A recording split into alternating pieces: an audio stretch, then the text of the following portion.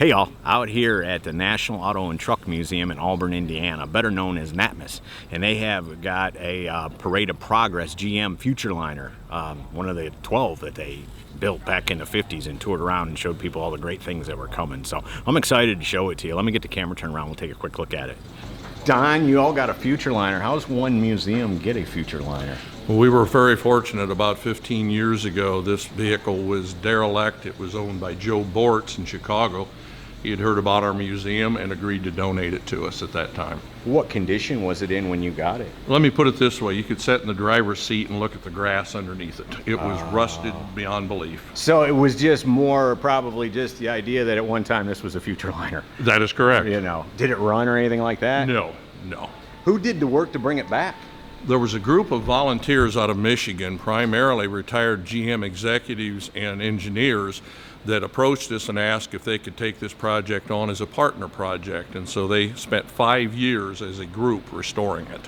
Wow. Boy, they did a beautiful job, eh? It is incredible, and yes. This now it runs and drives and it goes out on tour. And absolutely. Yeah. It's our roving ambassador. It's been to a number of car shows this summer. It averages 6 or 7 car shows a year. We drove it through the local Three Rivers Parade in Fort Wayne about a month ago. And back in the day, they would have toured this, and this would have been like a jet motor or something back here, right? That is correct. One of them had a cutaway of a jet engine. Another one had a display, this one actually, of high fidelity sound. Still another one would have demonstrated microwave. What the funny thing is you're talking about stereo.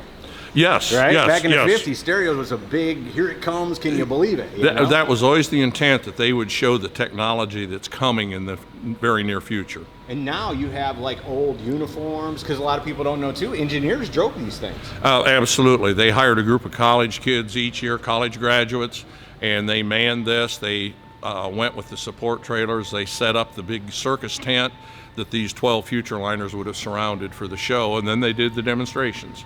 And they did it for like 3 years? I think 3 years, yes. They started it, this vehicle was originally built in 1939, and then the war broke out, and so they mothballed them, and then in 53, they reconfigured it, repainted it, put a different type canopy over the driver, and put it in the configuration you see now. Was this a changing room, I guess? Changing room, storage of brochures. There was a lot of literature passed out at the Parade of Progress, and we have some of those original samples left. And so just general storage primarily. Because they towed like cars too with them, right? They took cars. They usually take a concept car or two, and then also they invited the area GM dealers to bring the newest models in to show. They had a crowd, they might as well show off their product. This is one of the original tires off of the Futurliner. It was intact. We wanted to duplicate them when the vehicle was restored, but found out that the cost was going to be $35,000 for the mold, plus the cost of the tires. It wasn't in our budget. Ron Pratt was restoring one himself. He wanted original tires, asked to borrow this tire, did so, had the molds made, and then as a thank you, when he had his tires made, had a set made for us as well at no cost to us. How cool is that? Yes. It's cool when rich dudes are nice like that, isn't it? Yes, it is. And then here in the front, that's all your electrical and access to the engine bay. And I don't know if you can read that sign, but it had a 302 cubic inch inline 6-cylinder, 145 horse 4-speed Hydromatic that drove it. 6-cylinder though. 145 horse. That's crazy. They have motorcycles with more horsepower than that now. I just want to put a quick segment in here because I didn't realize this about it. It has dual front tires, and it's also all-wheel drive, transmission to the front and to the back, both. I don't know why they did that, but it is different and it is cool.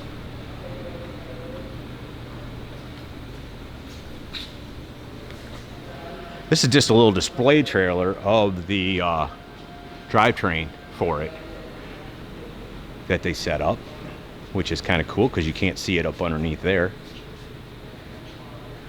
Alcohol-free gasoline. And then they hooked up the generator to it so they can run the light bar. Because it's got a light bar that comes out like 19 feet above it. But how cool is that, right? Probably not, but I gotta ask, can I get up in it? Oh, absolutely, absolutely. When we take this to a show, we encourage the public to go up in there and experience it. So it's more than a museum piece. You want people to feel it and smell it and know what it was like. Absolutely, absolutely. How cool is that? Wow, it's got 3 seats. Can you see it? It's driver's seat, passenger seats. Kind of like a McLaren, right? How cool is this? We're up in a Futurliner. Hey, look, they had ashtrays back then. I wondered about that. They must have let them smoke. Look at that. We're sitting in a Futurliner, guys. The places I get to go and the things I get to do, right? I always take you with me. No complaining out there. I'm always taking you with me. Automatic. Not a lot of room. Had air conditioning. Windows opened up. No, that's cool. I never thought I'd be able to get up in one of these, though. Right? I saw it on Barrett Jackson, too. And I never thought, wow, one day I'll get to sit in the driver's seat of that. So there you go, from the National Auto and Truck Museum in Auburn, Indiana, one of the Parade of Progress Futurliners. Hope you all have enjoyed it. See ya!